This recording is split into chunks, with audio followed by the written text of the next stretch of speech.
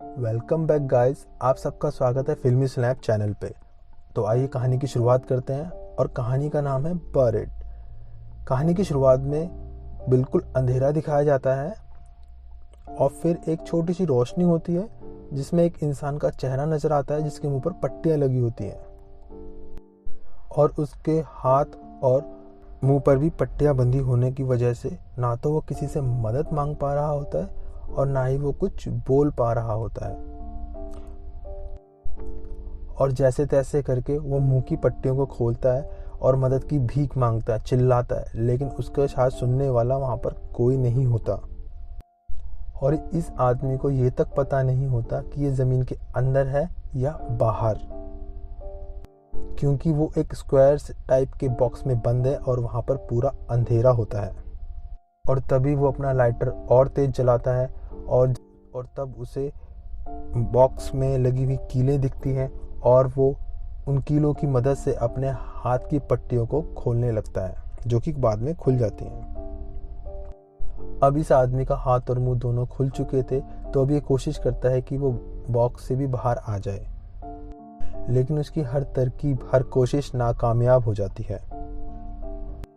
और फिर उसको वाइब्रेशन महसूस होती है और जब वो वाइब्रेशन का पता लगाता है तो वो देखता है कि उसकी पॉकेट में रखा हुआ एक फ़ोन जो कि वाइब्रेट कर रहा होता है। वो फटाफट से उस फ़ोन को निकालता है, लेकिन हैरानी की बात तो ये है कि ये फ़ोन उसका नहीं होता, ये किसी इराकी भाषा में होता है। और तभी वो जल्दी से इमरजेंसी नंबर डायल करता है और उसकी खुशकिस्मती होती है कि वो इमरजेंसी नंबर लग जाता है। और फिर वो इमरजेंसी नंबर पर अपनी डिटेल्स बताता है कि मैं पॉल कॉन्डे हूँ, मैं एक कॉफिन में दफन हूँ और मैं इराक में एक ट्रक ड्राइवर का काम करता हूँ। और बताता है कि मेरे साथ और भी लोग थे और फिर जब हम पर हमला हुआ तो मैंने अपने आप को इस कॉफिन में पाया और प्लीज़ मुझे जल्दी से निकालो, मैं यहाँ पर सांस नहीं ले पा रहा हूँ। और ये सब सुनकर इमरजेंसी नंबर वाली औरत काफ़ी घबरा जाती है और वो कहती है कि वो तो यूएसए के एक छोटे से गांव से बोल रही है। और इसके बाद पॉल को समझने में देर नहीं लगती कि ये औरत उसकी कोई मदद नहीं कर सकती और ये नंबर यूएस में जाके लगा है, जबकि वो तो इराक में कहीं दफन है। और पॉल अभी भी हार नहीं मानता और वो अपनी पत्नी को लिंडा को फ़ोन करता है, लेकिन लिंडा फ़ोन नहीं उठाती, तो उसे एक वॉइस कॉल मैसेज रिकॉर्ड करके छोड़ देता है। अब पॉल कस्टमर केयर से एफबीआई का नंबर लेकर उस पर कॉल करता है और एफबीआई उसका फ़ोन उठा लेती है और वो एफबीआई को बताता है कि वो एक कॉफिन में बंद है, तो प्लीज़ उसकी मदद करो। और एफबीआई पूछती है कि वो उसकी एग्जैक्ट लोकेशन उसे बताए। पॉल कहता है कि मैं इराक में एक ट्रक ड्राइवर का काम करता हूँ और जब वो अपने साथियों के साथ जा रहा था तो सामने रोड पर कुछ बच्चे आ गए। फिर अचानक उनके ऊपर पत्थर गिराने शुरू कर दिए कुछ लोगों ने और पीछे से कुछ लोग आए जिन्होंने ट्रक को उड़ा दिया और बहुत सारे लोगों को गोलियां मार दी और मैं बेहोश हो गया। और जब मेरी आंख खुली तो मैंने अपने आप को इस ताबूत में पाया।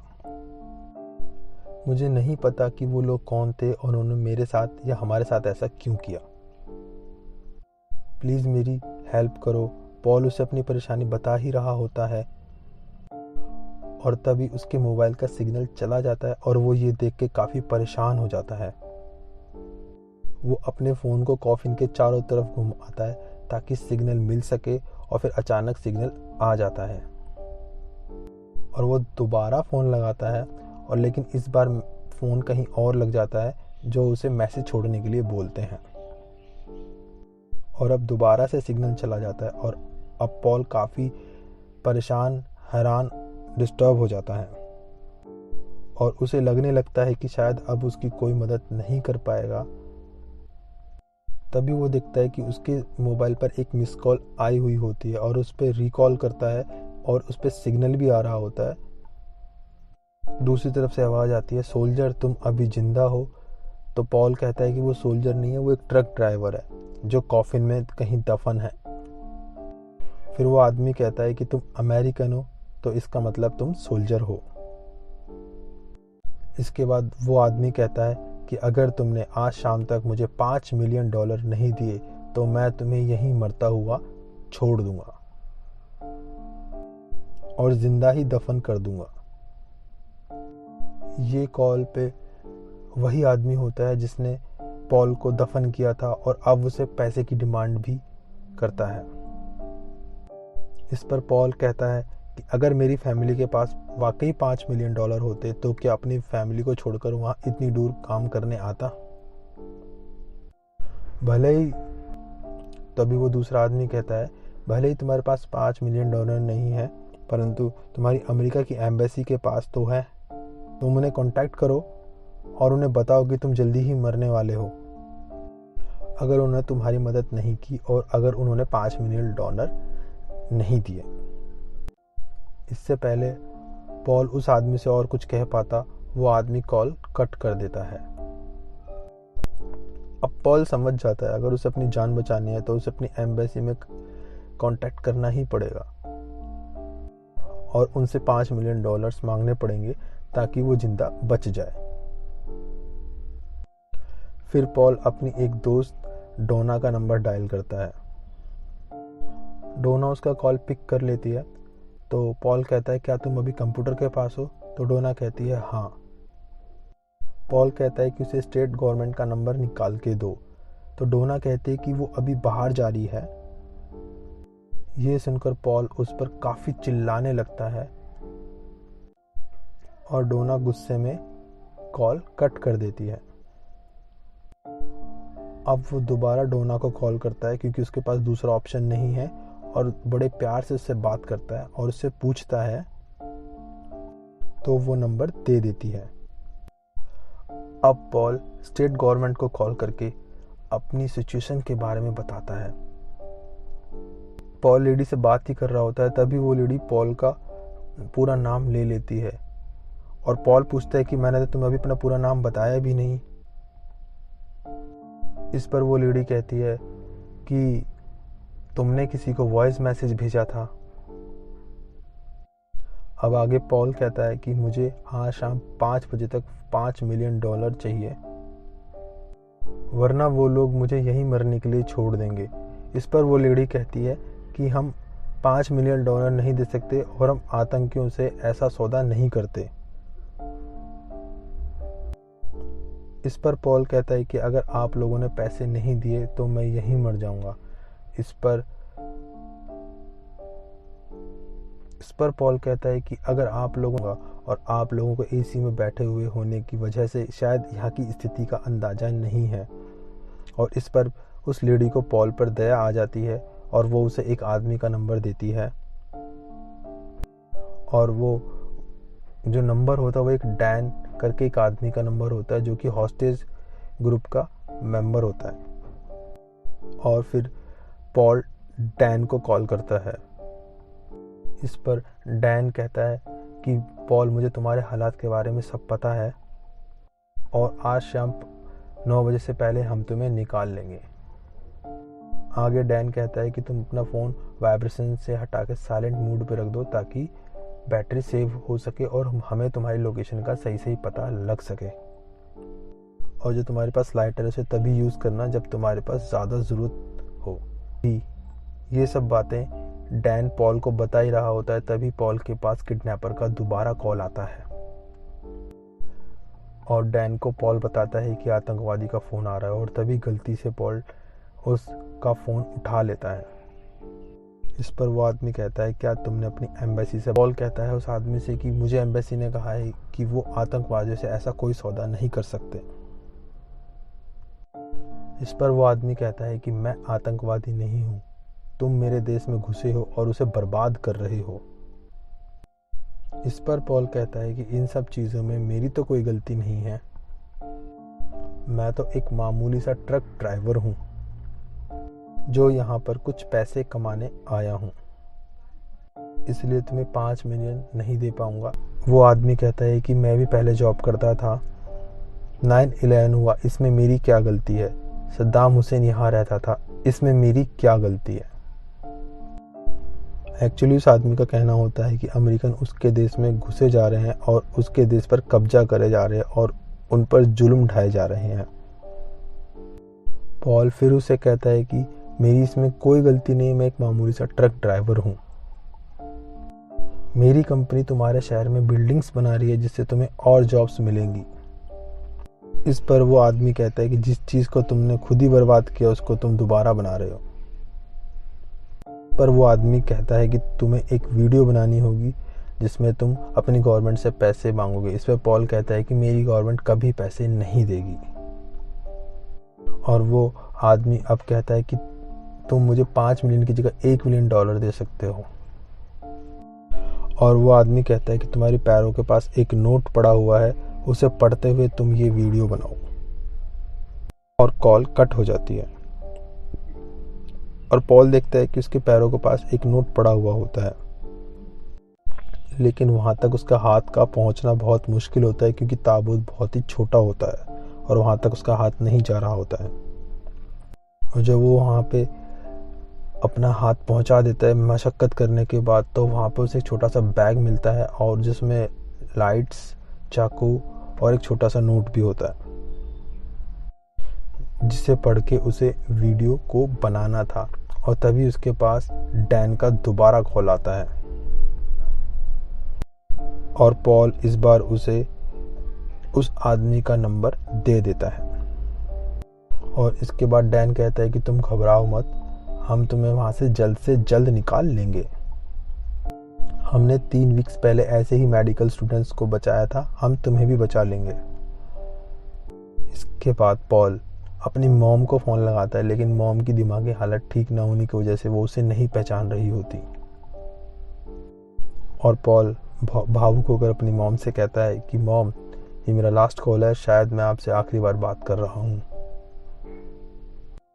और वो फिर बहुत ही इमोशनल होकर रोने लगता है। तभी वो देखता है कि उसके पास एक फ़ोटो आई होती है और ये फ़ोटो उसी आदमी ने भेजी होती है जिसने उसे यहाँ दफन किया था। में ये फ़ोटो उसके एक कलीग की होती है जिसके सर पर उन्होंने बंदूक तान रखी होती है। और पॉल उस आदमी को फ़ोन लगाकर कहता है कि इस लेडी को मत मारना, इसके 2 बच्चे हैं। तो इस पर वो आदमी कहता है मेरे तो 5 बच्चे थे, जिनमें से सिर्फ 1 बचा हुआ है।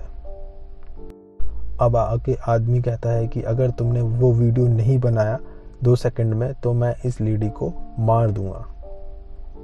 ऑप्शन ना होने की वजह से पॉल वो वीडियो बनाना शुरू करता है जिसमें लिखा होता है कि मैं इराक में ही बंदी हूँ और मुझे अब $1 मिलियन की ज़रूरत है। अगर वो मुझे आज शाम तक नहीं मिले तो मैं यहीं मर जाऊंगा और ये लोग मुझे जिंदा नहीं छोड़ेंगे। और उसके कुछ देर बाद जब वो वीडियो पॉल उस आदमी को भेज देता है और फिर वीडियो भेजने के कुछ देर बाद पॉल को महसूस होता है कि वो यहाँ पर अकेला नहीं है, उसके साथ और भी कुछ है इस ताबूत में। और वो और कुछ नहीं, एक जहरीला सांप होता है जो ताबूत में किसी छेद से अंदर आ गया था। और इसे देखकर पॉल काफ़ी घबरा जाता है और वो बचने के लिए उस सांप के आसपास अपने लाइटर का लिक्विड डाल देता है और आग जला देता है, जिससे वो सांप वहाँ से भाग जाता है और पॉल की जान बच जाती है। और तभी पॉल के पास दोबारा एक वीडियो रिसीव होती है और ये वीडियो उसी लेडी की होती है जिसके सर पर उन लोगों ने बंदूक तान रखी होती है। इस वीडियो में वो लेडी कहती है कि हमारी गवर्नमेंट ने हमारे लिए कुछ नहीं किया, इन लोगों ने उनसे 3 शर्तें बोली थी जिनमें से इन्होंने एक भी नहीं मानी और तीनों शर्तों को इनकार कर दिया। और तभी उस पर वे आदमी जो उस पे सर पे बंदूक तान के खड़े होते हैं गोली चला देते हैं। और ये देखकर पॉल काफ़ी घबरा जाता है और वो उल्टियाँ करने लगता है और सोचने लगता है कि जब उस लेडी की गवर्नमेंट ने कोई मदद नहीं की तो उसकी मदद भी गवर्नमेंट क्यों करेगी। और तभी उसे डैन का कॉल आता है जिसमें डैन पूछता है कि तुमने ये वीडियो क्यों बनाया, क्योंकि ये वीडियो उन लोगों ने YouTube पर डाल दिया है, जिसे 47,000 लोगों ने देख भी लिया है। ये वीडियो उन लोगों ने जानबूझकर बनाया था ताकि वो गवर्नमेंट पर प्रेशर डाल सकें। डैन आगे कहता है कि फिर भी तुम घबराना मत, हम तुम तक बस पहुंचने वाले हैं, तुम हिम्मत बनाए रखो।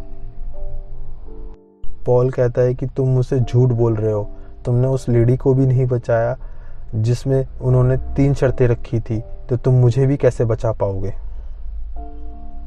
इस पर डैन कहता है कि हमें इस बारे में कुछ नहीं पता और हमें ये भी नहीं पता कि उसने ऐसा इस वीडियो में क्यों बोला। डैन कहता है कि हम उस आदमी का नंबर ट्रैक कर रहे हैं, लेकिन हम उस तक अभी पहुंच नहीं पा रहे हैं और तुम घबराओ मत, हम तुम्हारे काफ़ी करीब हैं। पॉल कहता है कि मैंने अभी एक अजान सुनी है, तो शायद मैं किसी मस्जिद के आसपास हूँ। इसके बाद डैन कहता है कि बहुत अच्छी बात। तभी एक धमाका होता है और जिसमें ताबूत की लकड़ी टूट जाती है और उसमें ऊपर से रेत गिरना शुरू हो जाती है। अब पॉल ये देखकर घबरा जाता है क्योंकि रेत लगातार कॉफिन में गिरती जा रही थी। अगर उसने रेत को बंद नहीं किया तो वो पूरी कॉफिन को थोड़ी देर में ही भर देगी। अब वो वहाँ पर एक कपड़ा लगा देता है जिससे कि रेत गिरना रुक जाती है। और फिर उसकी नज़र अचानक अपनी घड़ी पर पड़ती है जिसमें 8 बज चुके हैं, यानी कि उसके और उसकी गवर्नमेंट के पास अब सिर्फ 1 घंटा और बचा हुआ होता है। जो कपड़ा पॉल ने लगाया था वो धीरे धीरे खिसकता जा रहा है, जिसकी वजह से रेत धीरे धीरे कॉफिन में गिरने लगी थी। अब उसे डैन का फ़ोन आता है और डैन कहता है कि असल में तुमने जो ब्लास्ट सुना था वो हमारे फाइटर प्लेन ने किया था और उसी ब्लास्ट में शायद वो आतंकवादी मारा गया है, तुम घबराओ मत। लेकिन अब पॉल हिम्मत हार चुका है, उसने जीने की उम्मीदें छोड़ दी हैं और वो समझ चुका है कि वो अब जिंदा नहीं रह पाएगा। उसका पूरा शरीर रेत में धंस चुका है, उसकी सिर्फ गर्दन ही है जो बाहर है। और लाइटर को ऑन करके वो अपनी चेस्ट पे रख लेता है और अपनी वाइफ को बार बार कॉल करने की कोशिश करने लगता है, पर वो नंबर जो अपनी वाइफ का वो लगा रहा होता है वो आउट ऑफ रीचेबल जा रहा होता है। अब पॉल का फ़ोन दोबारा रिंग होता है और ये उसी किडनैपर का फ़ोन होता है, यानी कि वो किडनैपर अभी मरा नहीं है। वो आदमी फिर पॉल से पूछता है कि पैसे कहाँ हैं, और पॉल कहता है कि मुझे तो इस बारे में अभी भी कुछ भी नहीं पता। इस पर वो आदमी कहता है कि अपनी एक उंगली काटो और इसकी एक वीडियो बनाओ, तभी तुम्हारी गवर्नमेंट तुम्हें पैसे देगी। लेकिन पॉल ऐसा करने से मना कर देता है और इस पर वो आदमी कहता है कि अगर तुमने ऐसा नहीं किया तो तुम्हारे घर पर खून बहेगा। इस पर पॉल ऐसा करने से मना कर देता है, तो वो आदमी कहता है अगर तुमने ऐसा नहीं किया तो तुम्हारे घर पर खून बहेगा। यानी कि वो पॉल के घर का एड्रेस भी जानता था और ये सुनकर पॉल काफ़ी ज़्यादा शॉक में आ जाता है। और ये सुनकर पॉल घबरा कर कहता है कि तुम ऐसा मत करो, मैं तुम्हारी बात मानने के लिए तैयार हूँ। और फिर तुरंत ही पॉल अपनी फैमिली में पत्नी को फ़ोन लगाता है, लेकिन वो उसका फ़ोन नहीं उठाती और इस पर वो एक वॉइस मैसेज भेजता है, इस पर पॉल घर से बाहर मत निकलना। फिर पॉल अपने मुंह पर एक कपड़ा लगा लेता है और अपनी एक उंगली काट लेता है और उसकी एक वीडियो बना लेता है। अब दोस्तों पॉल काफ़ी सुन्न पड़ चुका होता है क्योंकि उसकी कटी हुई उंगली उसे काफ़ी दर्द दे रही होती है। तभी उसे भ्रम होता है कि ऊपर से एक रोशनी आ रही है और उसे बचा लिया गया है, लेकिन ये उसका सिर्फ भ्रम होता है क्योंकि वो अभी भी उसी कॉफिन में बंद है। इस पर उसे कॉल आता है और उसे कहने वाला होता है कि तुम हार मत मानना, हम तुम तक बस पहुंचने ही वाले हैं। और दूसरी तरफ कॉफिन में रेत भरती ही जा रही, हम तुम तक पहुंच भी गए हैं। दूसरी तरफ रेत कॉफिन में भरती ही जा रही थी और वो डैन से बात करता ही जा रहा था। इसी बीच उसकी पत्नी का फ़ोन आ जाता है और वो पूछती कि पॉल तुम कहाँ हो, प्लीज़ जल्दी से घर वापस आ जाओ। इस पर पॉल कहता है कि वो ठीक है, वो जल्दी ही घर वापस आ जाएगा और अमेरिकन सोल्जर्स उसे बचा लेंगे। और शायद डैन और उसकी टीम ज़मीन को खोद रहे थे पॉल को बचाने के लिए, और पॉल अपनी पत्नी को आई लव यू बोलकर फ़ोन कट कर देता है और डैन से बात करने लगता है। और डैन कहता है कि बस पॉल, हम तुम तक पहुंच ही गए हैं और हमें फाइनली कॉफिन दिख गया है और हम उसे खोलने ही जा रहे हैं। और रेत पूरी तरीके से कॉफिन में बस भरती ही जा रही है और तभी डैन की आवाज़ आती, कहता है कि ओ माय गॉड, ये पॉल नहीं, ये तो मार्को वाइट है। और ये सुनकर पॉल की रूह कांप जाती है। इस पर डैन उसे कहता है, पॉल आई एम सॉरी, मैं तुम्हें बचा नहीं पाया। और अब रेत पूरे कॉफिन में भरती जा रही है जिससे पॉल नहीं बच पाता, और अब वो रेत पूरे ताबूत में भरती जा रही है जिससे पूरे ताबूत में अंधेरा छा जाता है और पॉल वहीं जिंदा दफन हो जाता है। डैन का फोन कटने के साथ साथ ये कहानी भी यहीं ख़त्म हो जाती है। आपको ये कहानी कैसी लगी कमेंट और लाइक करके ज़रूर बताइएगा। मिलते हैं आपसे नेक्स्ट वीडियो में। Thank you. Like and subscribe करना भी मत भूलिएगा।